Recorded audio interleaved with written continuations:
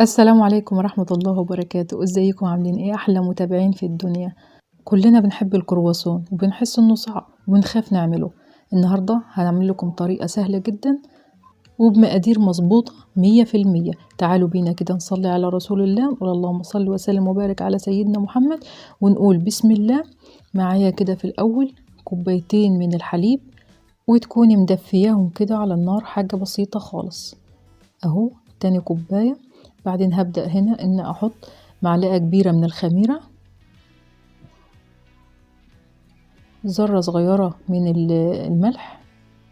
طبعا انا مش هحط مية، انا اكتفيت كده بكوبايتين اللبن دول بس.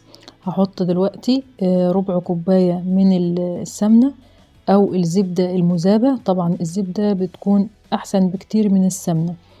وبمضرب سلك كده نقلب كل الكلام ده كده مع بعضه كده لحد ما ندوب الخميرة كويس جدا اهو زي ما انتوا شايفين كده.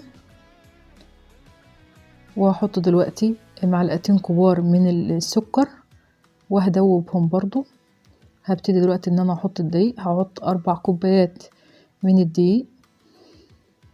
يبقى احنا حطينا هنا كوبايتين من اللبن ونص كوباية من الزبدة المذابة ورشة من الملح، وحطيت 4 كوبايات دقيق ومعلقتين سكر. واحط على الدقيق كده معلقة صغيرة من البيكنج باودر وهقلبهم كده مع بعض اهو كده لحد ما تشكل معايا عجينة تكون ملمسها ناعم جدا وطرية معايا خالص اهو زي ما انتوا شايفين كده.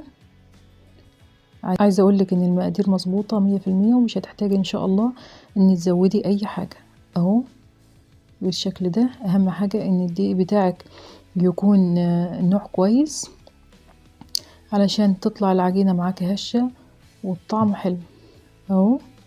خلاص العجينة زي ما انتوا شايفين كده عجينة طرية ومش بتلزق في ايدي خالص بالشكل ده كده. هبتدي ان انا احطها كده وهجيب مكعب صغير كده من الزبدة وهدهنه على وش العجينة بالشكل ده كده. وبعدين هبتدي دلوقتي ان انا اغطيها واسيبها في مكان لحد ما تخمر معايا. هبتدي ان انا اغطيها بكيس او تغطيها باي حاجة عندك وتسيبيها في مكان دافي لحد لما يتضاعف حجمها ويكبر. هنا هعمل الشوكولاتة هوريكم ازاي هيفضل قوامها زي ما هو.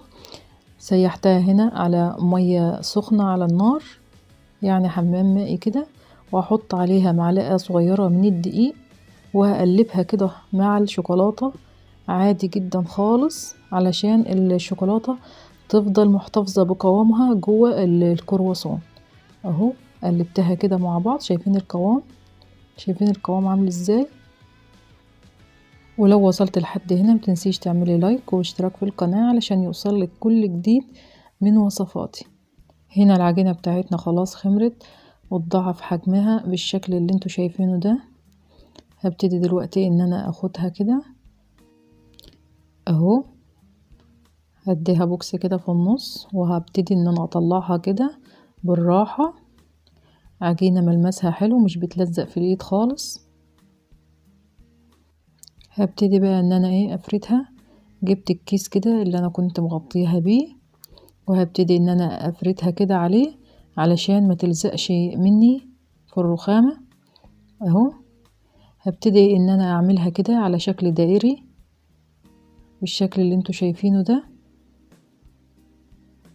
وهخلي سمكها اللي هو تخين ولا رفيع يعني يكون بين البنين كده.